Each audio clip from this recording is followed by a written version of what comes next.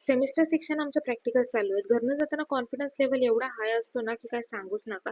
पण टीचर समोर गेल्यावर तो कॉन्फिडन्स कुठे बोंबलाला जातो ना, काही समजतच नाही.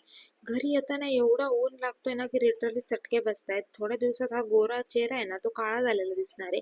झटपट, पटापट लक्ष्मणजी गरके अंधेर करत हा ताकाचं सेवन करून घेतला. त्याच्यानंतर भांडी घासायला घेतली. भांडी घासायचा शोध कोणी लावला ना, शपथ काय समजत नाही. पृथ्वी नष्ट होईल. पण ही भांडी घासणं कधी संपणार नाही. त्याच्यानंतर मी छानपैकी फ्रेश झाली, हेअर वॉश वगैरे केला.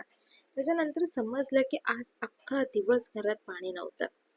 काय ठीक आहे, आता रिग्रेट करण्यापेक्षा म्हटलं साईडून थोडंसं पाणी आणूया. कारण की मला जेवण बनवायचं होतं. रात्रीचं जेवण झालं नव्हतं. सो जेवण बनवायला घेतलं मस्तपैकी. आज मुगाची आमटी आणि भात असा होता मेनू. त्यानंतर जेवण वगैरे बनवून घेतलं मस्तपैकी खचाखुच करत एकदम काकडी वगैरे कापली आणि मग नंतर जेवण घेतलं.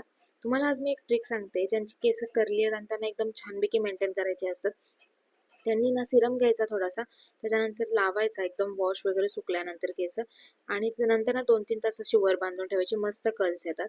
त्याच्यानंतर आजकाल विनायक दादाचा शो बघितल्याशिवाय पप्पा आजकाल झोपतच नाही. त्याच्यानंतर मग आईस्क्रीम खाऊन छानपैकी 26चा गोल आठवला आणि मग नंतर त्याच्या कामाला लागलो. कारण की जर केलं नाही तर 26चा पण विजन बोर्ड असाच राहणार आहे. पण त्याच आजचा दिवस समाप्ती झालेली आहे. चला फॉलो करायला विसरू नका. बाय.